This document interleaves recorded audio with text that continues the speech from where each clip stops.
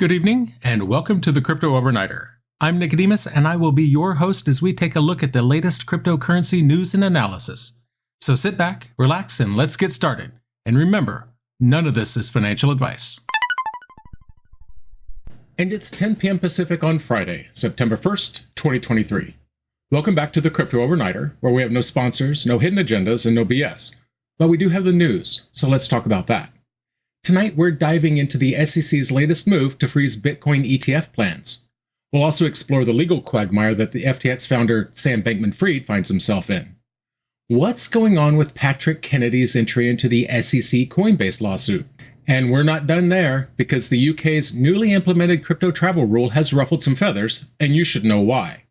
China's courts seem to be defying the government's crypto ban, or are they? And finally, Swift has something up its sleeve with Chainlink. Buckle up, we've got a packed show tonight. But before you get started, if you find our in-depth analysis valuable, don't forget to hit that subscribe button and ring the notification bell. Gensler's team really has had a rough few days of it, right? First they partially lost the Ripple XRP decision. Then they got knocked back on their heels with the Grayscale decision. Then they took a beating in the Uniswap case. Not only was that case tossed out, the judge said Ethereum isn't a security. So Team SEC has had a rough time of it. I can't blame them if they need to take a minute to think things over a little bit. So it's no great surprise that the Securities Exchange Commission delayed decisions on multiple Bitcoin ETF applications. This includes WisdomTree, BlackRock, Fidelity, VanEck, and Bitwise. The SEC now has 45 more days to make a decision. That means this could extend to March 2024 for some. We were just talking about the judge's decision in the case with Grayscale.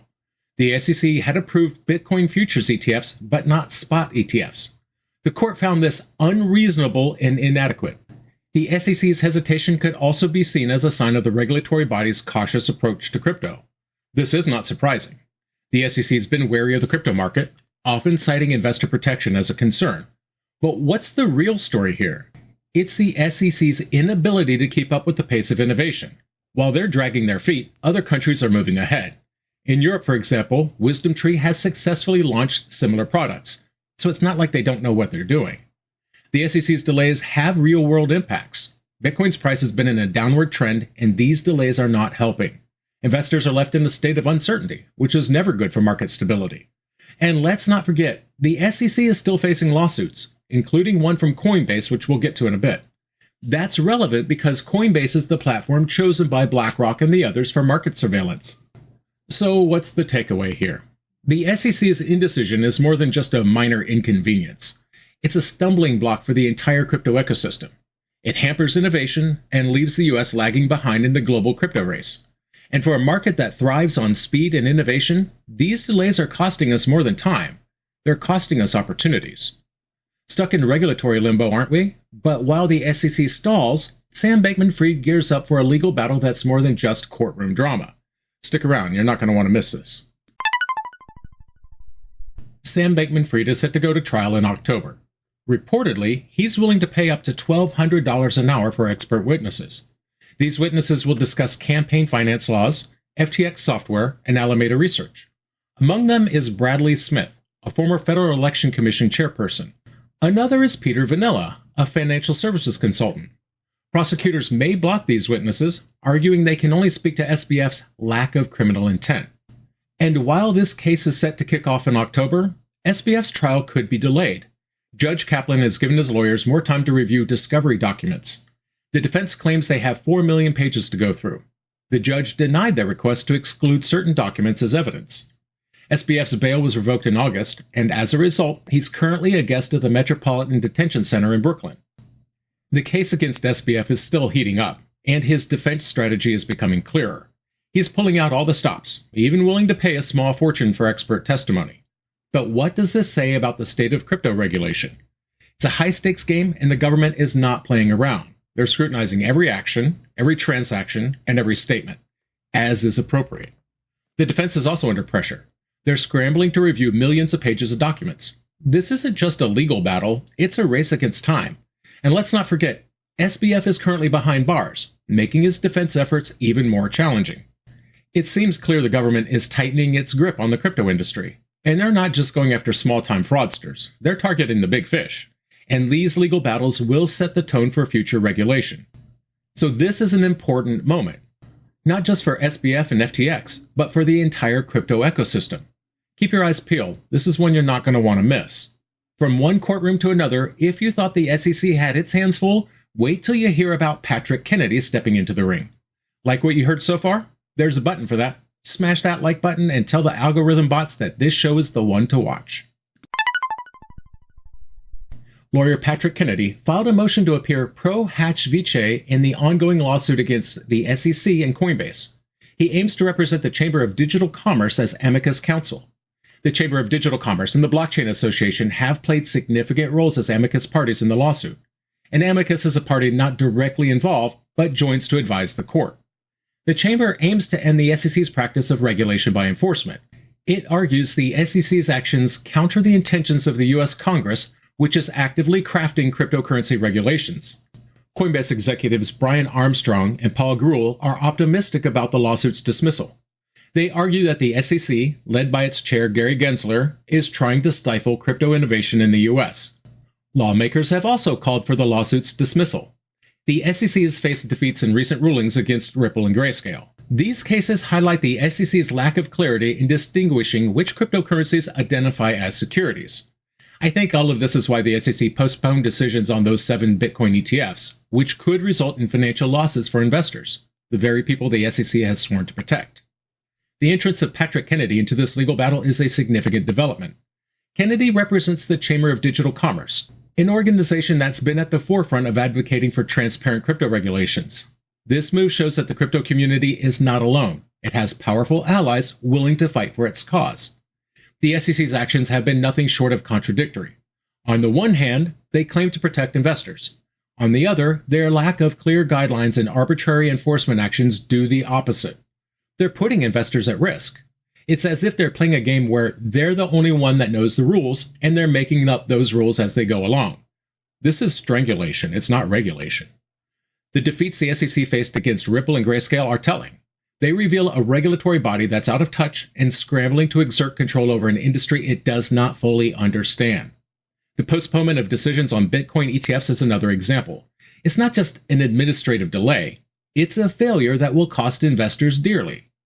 The SEC's credibility is eroding, and the entrance of Patrick Kennedy into this lawsuit could be the tipping point. It's high time for the SEC to either step up with clear regulations or step aside and let the community thrive. The SEC is not the only one setting the rules. Across the pond, the UK puts its own spin on crypto regulation. And it's not all tea and crumpets, let me tell you. The UK implemented the crypto travel rule as of today, September 1st. The Financial Conduct Authority introduced this rule on August 17th. It targets virtual asset service providers. These VASPs must collect, verify, and share information on crypto asset transfers. If a provider receives a payment from a foreign jurisdiction that has not implemented the travel rule, a risk-based assessment is required. This rule also applies to UK citizens making payments outside the UK. The travel rule was created by the UN's Financial Action Task Force in June 2019. Other countries like the US, Germany, Japan, and Singapore have also adopted the rule. The FATF has expressed concern about inadequate global implementation. Only 29 out of 98 jurisdictions have met the requirements to comply with the travel rule. The UK's adoption of the crypto travel rule is a significant move. It aligns with a global trend to tighten regulatory oversight in the crypto industry. But let's not forget, this is the same FCA that banned crypto derivatives for retail investors last year. Trusting them to regulate crypto is like trusting a fox to guard the henhouse. The rule poses challenges for VASPs. They have to navigate complex international laws. It's a compliance nightmare. And what about privacy? Providers have to share your information. That's a red flag for anyone who values financial freedom and privacy. And here's the kicker. The rule is supposed to combat money laundering and terrorist financing. Yet it's the traditional banking system that's been the go-to for such activities for years. The crypto industry is being held to a higher standard than traditional financial institutions. The very same institutions criminals are using to launder their ill-gotten gains. That's a double standard that only serves to stifle innovation and limit financial freedom. So while the FCA and the FATF pat themselves on the back for, quote, protecting consumers, let's not lose sight of what this really is. Another attempt to centralize and control a technology built to be decentralized. It's a power grab, plain and simple, and it's up to us to keep them in check. We've talked the SEC, we've talked UK, but what about China, where even the courts can't seem to make up their minds? Intrigued? Stay with us. Despite Beijing's blanket ban on cryptocurrencies in 2021, Chinese courts have a different take. A people's court in China published a report on the legality of virtual assets. The court stated that virtual assets are still property and protected by law. These courts are independent and not subject to interference by any administrative or public organization. They handle criminal, civil, and administrative cases, including economic disputes. The report, titled Identification of the Property Attributes of Virtual Currency and Disposal of Property Involved in the Case, acknowledged that virtual assets have economic attributes. Therefore, they can be classified as property. The report also added suggestions for dealing with crimes involving virtual assets. It noted that the money and property involved in such cases cannot be confiscated. Instead, it should be based on the unification of criminal and civil law. China banned all crypto-related activities and foreign crypto exchanges from offering services to mainland customers. Despite this, Chinese courts have offered a contrasting stance on Bitcoin and other digital assets over the years. One instance of such a difference arose in September 2022. A lawyer suggested that crypto holders in China are protected by law in case of theft or breach of a loan agreement. In May 2022, a Shanghai court affirmed that Bitcoin qualifies as virtual property and is subject to property rights. Now let's talk about this for a bit. This is a classic case of mixed signals coming from China. On the one hand, the government imposes a blanket ban on all things crypto. On the other, courts are saying, hey, these are legal properties. This is a reflection of the internal divisions within China's governance structure. The courts are essentially saying that individual property rights should be respected, even in the face of overarching government policies. This could be a sign that not all powers within China are aligned with the government's hardline stance against crypto. It's a glimmer of hope for crypto enthusiasts in China and perhaps a sign of things to come. But let's not forget, this also plays into the global narrative of distrust towards centralized authorities. Even if China's courts are willing to go against the grain, what does that say about the future of crypto? It says that the fight for financial freedom is far from over, and the courts might just be the unexpected allies we need in this battle. If you're enjoying this deep dive, consider following us for more. Now, from courtroom contradictions to Swift's blockchain breakthroughs, yes, you heard that right, Swift has gone blockchain. I'll explain. Swift is the global financial messaging network. If you're like Russia and you've been kicked off of Swift, that effectively kicks you out of traditional finance in the Western world. Swift successfully completed a tokenization experiment. They partnered with Chainlink and several financial institutions like BNY Mellon and Citi. The test involved transferring tokens across multiple blockchains, including Ethereum's Sepolia testnet. Chainlink's cross-chain interoperability protocol was used for these transfers. The experiment showed that Swift could be a single point of access to multiple networks. It also highlighted the need for interoperability between blockchain networks. The lack of regulatory clarity and the lack of data privacy were identified as primary obstacles. Investment bank Citi projects the tokenization market could be worth between $4 and $5 trillion by the end of the decade. Swift's experiment with Chainlink is a blueprint for the future of asset management. Imagine a world where tokenized assets are as easily transferable as sending a text message. That's what we're talking about here. And who better to bring this to life than Swift, given that they are already the backbone of global financial transactions. But let's not ignore the elephant in the room, the need for interoperability. This experiment proves that for tokenization to go mainstream, different blockchains have to play nice. And Chainlink's CCIP could be the key to unlock this potential.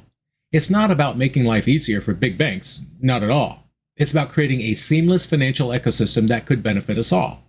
However, let's not forget the hurdles. Regulatory clarity and data privacy are still big issues, but these are not insurmountable. With the right focus and collaboration, the tokenization market could explode in value.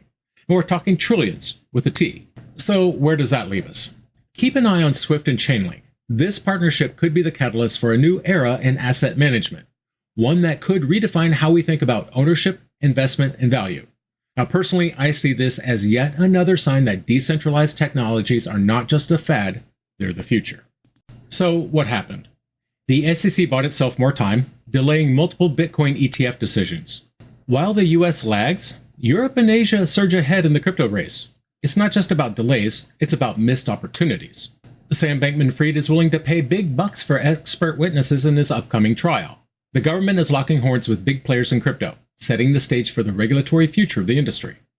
Lawyer Patrick Kennedy aims to be the voice of the Chamber of Digital Commerce in the SEC-Coinbase lawsuit. This could be a game changer, potentially tipping the scales of justice in favor of crypto innovation. The UK's crypto travel rule is now in play. It's a compliance nightmare and a privacy concern, but more than that, it's a test of the industry's resilience against centralized control. Despite a nationwide crypto ban, Chinese courts have ruled that virtual assets are still legal property. It's a glimmer of hope and a testament to the fragmented views within China's governance. Swift and Chainlink have successfully experimented with tokenization. This could be a catalyst for a new age of asset management, provided the hurdles of regulation and data privacy can be overcome. And that's going to do it for us tonight. I want to thank you, my listeners, because when you stop listening, I will stop talking. If you enjoyed tonight's show, then please like, follow, subscribe, leave a rating, or maybe a review. And in the meantime, we'll see you tomorrow night.